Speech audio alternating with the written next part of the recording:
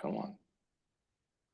All right, ladies and gentlemen, welcome to the April 17, 2025 Helm developer meeting. This is a CNCF project, CNCF meeting. So it governs on the CNCF rules of code of conduct. If you do not want to be on this recording, please fall off and watch the recording later. Other than that, be nice, be kind, and all that great stuff. And we will get this started. See, did you add it to the notes? Yes, you did. Thank you, sir. And let's get started. There's no announcements. There's no hips. There's no discussions. No shout outs. Dang, guys, we are striking out today. That's not true. I actually have an announcement, or not announcement, a discussion point is we have a lot of, for the maintainers, we have a lot of has-won PRs that have one approval. If my fellow maintainers can jump in there and grab, look at some of these things and get them in, I would be much obliged and much happy if you would do so. We're trying to clear those out as we're going. Yeah, to that point, I've continued to do that, and most of the I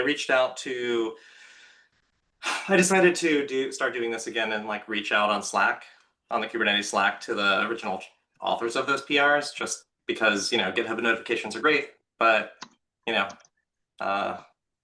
just in case. And some people do respond pretty quickly to that. So we've gotten a few people who've already fixed the problem that we have, where there's conflicts in main. So I mean, sure, we can review what they're doing, but sometimes it's wildly diverged. So we've already had some fixes. Okay. Yeah. Does anyone else have any discussion points? Joe, Matt, Evans, Hingy, Mile, anybody? Yes. Just give us a moment, because before this meeting started, there wasn't like a block for today's agenda, so no one really had time to. I guess no one put anything in between. Sure. I'll just add something real fast.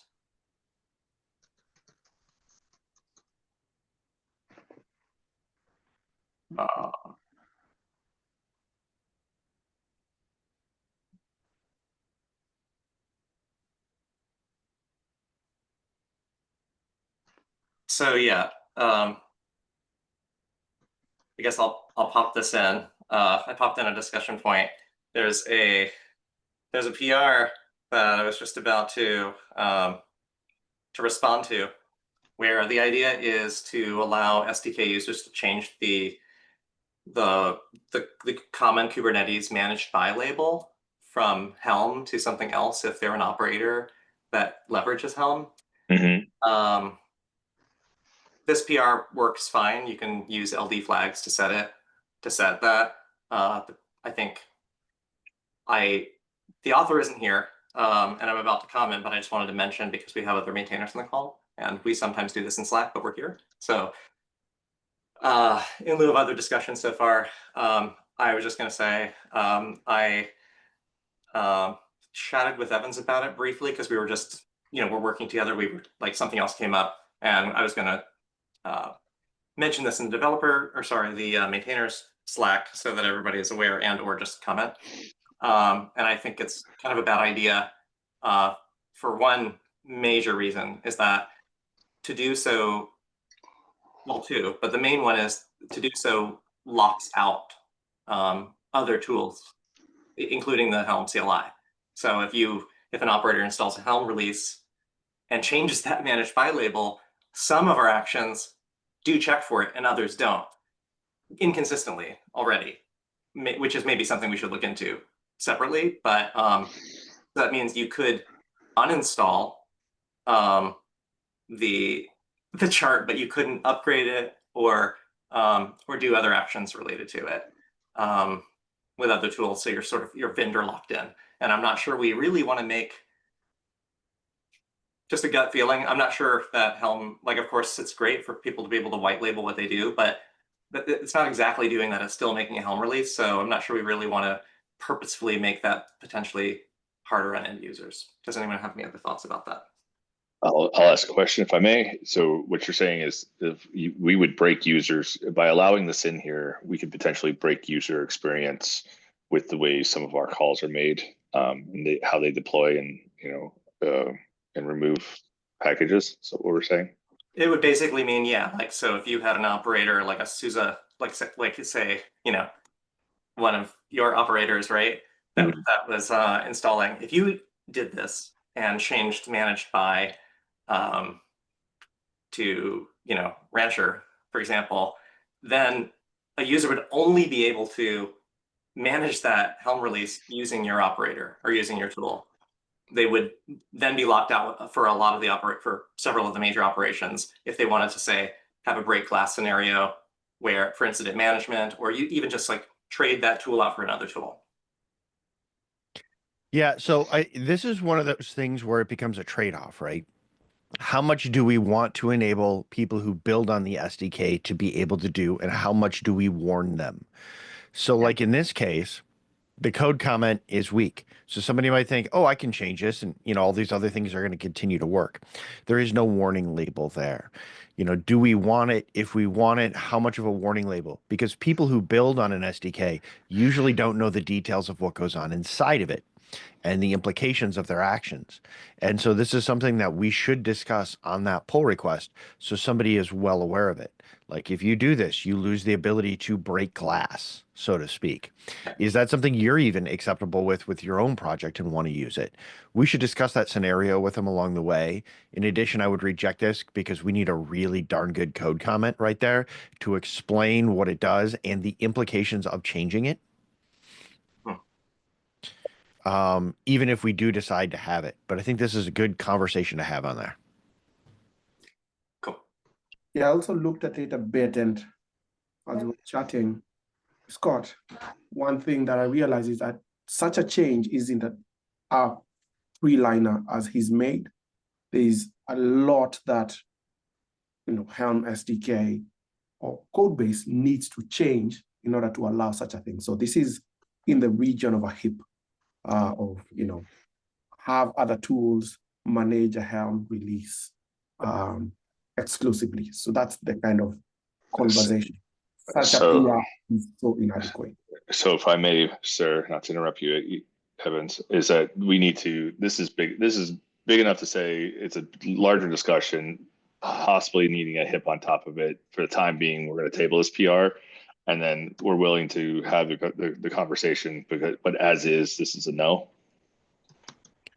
Yeah, I built a PR, I tested it, I could install a release, changed the managed by, and it could still manage my Helm-based releases. I could delete, I mean, I could still use Helm with other charts that had other releases I had installed with sort of the mainline Helm binary. So in a way, it partially works. So okay. Any other objections from the maintainers on this topic, or can we go? Is that an acceptable way forward? I think it's greatly folding together what Matt and Evans was saying. Like decision tree here is what I'm thinking. Is like the person making that PR may not be aware that what they would be doing would effectively be doing this, and so maybe they don't even really want to make a HIP. Maybe their goal is not to allow their operator to manage a chart exclusively. Maybe they don't realize this, but if they did, then yeah, I agree with Evans that would require a HIP because there's some other things to consider too, besides just this piece. And maybe taking the direction that Matt said initially might actually just like shortcut all of that. And the author may, I think the author likely, again, I'm speculating, but may just be thinking, hey, we just want some way to denote that we're managing this, and that's the label that Kubernetes recommends. So let's use it, and may not really be thinking through the implications. So I'll comment as such, and if it turns out, yeah, I'll try to summarize that in a comment. Okay. We'll continue on. Engie, GCO bow. I have it here. Seago bow. Yeah, you got it almost right. Oh, sorry. I don't have my glasses on. I apologize. I was squinching right on that one. Floor is yours, sir. Go ahead.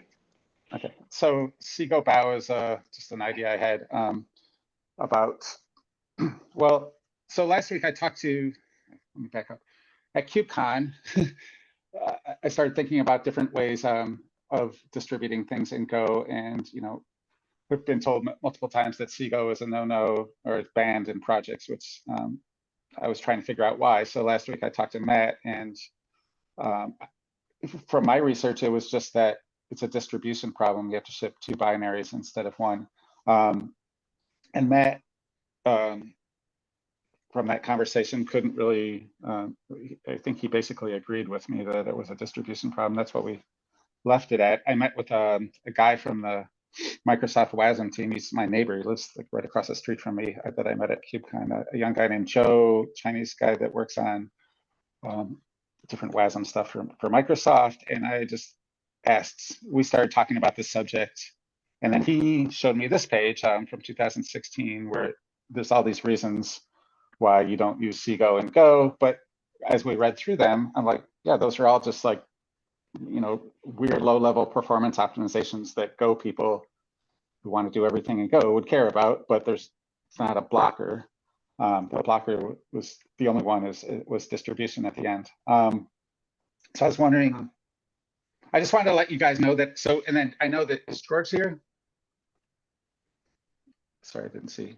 Is George Jenkins here today? No, no, sir. Okay. But I know that he and maybe Scott told me about Go Embed, which is basically you can embed any file in Go. So it seems reasonable to me that if you could make it really easy to load a shared library that was embedded in a Go binary, then problem solved. Not the social problem of people seeing Seago and, you know, freaking out, but the technical problem. I wanted to know maybe a little bit what you guys thought about that. Yeah, I mean, my thoughts to share with everyone here is, so we distribute Helm and we distribute a single binary, and these things got to run on various systems, right? We don't distribute through the package managers. There's package managers and others who also build and distribute Helm as well. Homebrew is probably the most notable because you can do brew install Helm. And so there's that whole building and delivery problem. And that is our biggest reason for here. And I mean, the Go team itself has struggled with actually embedding a C shared library. So if you have long tried to do FIPS with Go, they embed boring SSL to do FIPS. And then they call it from Seago, and they do kinds of weird code. Now, their current plan is actually to get rid of it because embedding it and maintaining that has been a huge pain in their neck, and they're actually planning to get rid of it. But there's an example of a place that has done it and looked at that challenge.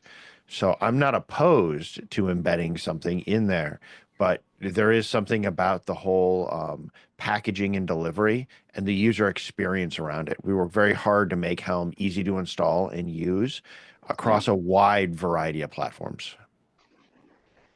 Okay. And just to say, bao means bun in Chinese. Like actually, my Chinese friend told me it means container. So that was kind of the idea of self-contained shared library in Go. Yeah. Quick question, Matt.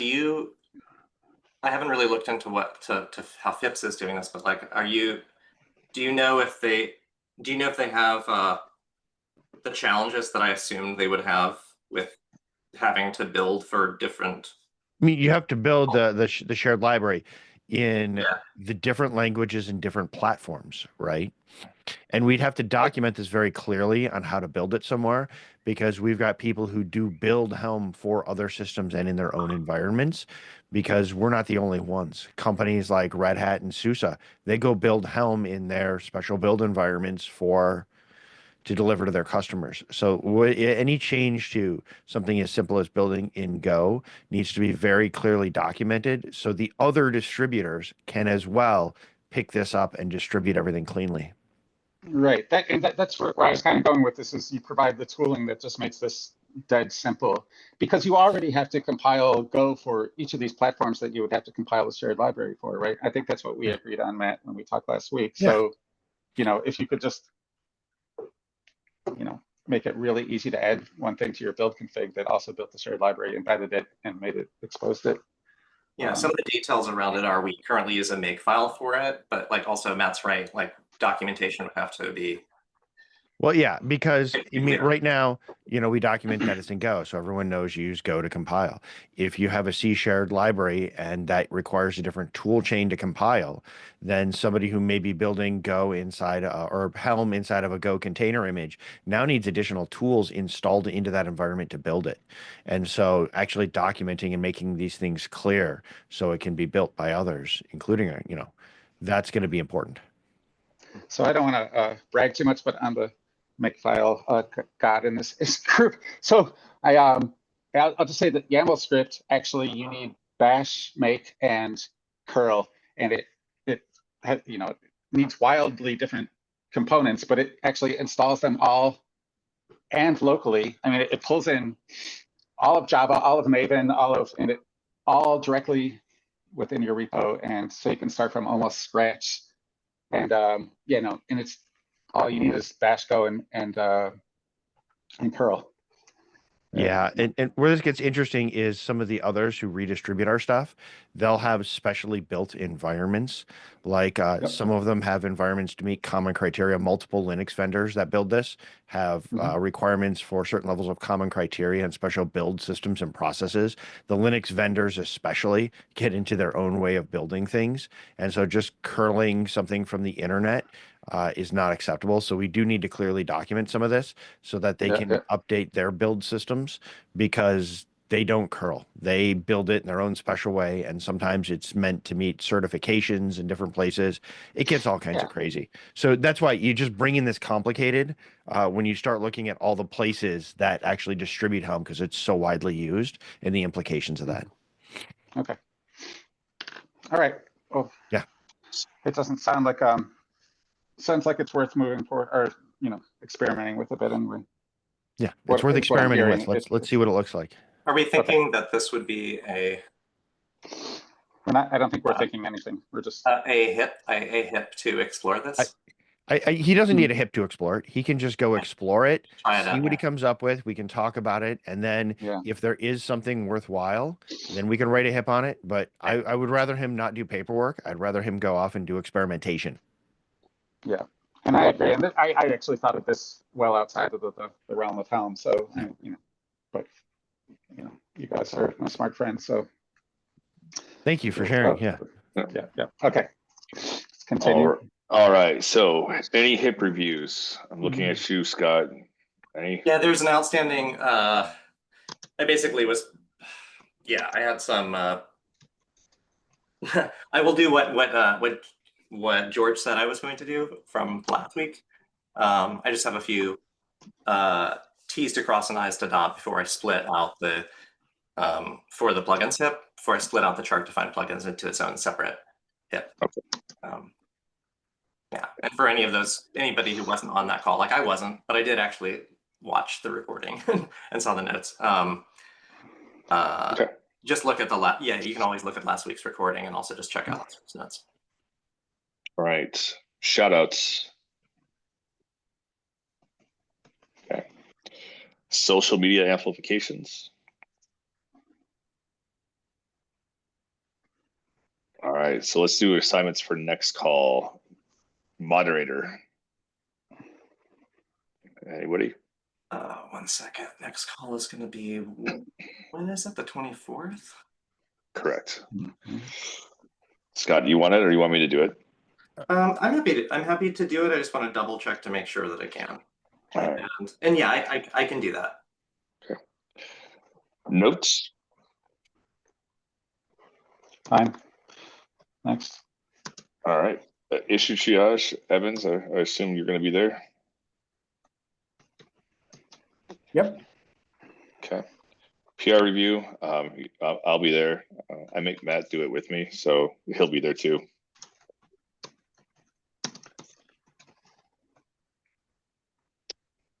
I'll be here next week, and Scott will be here.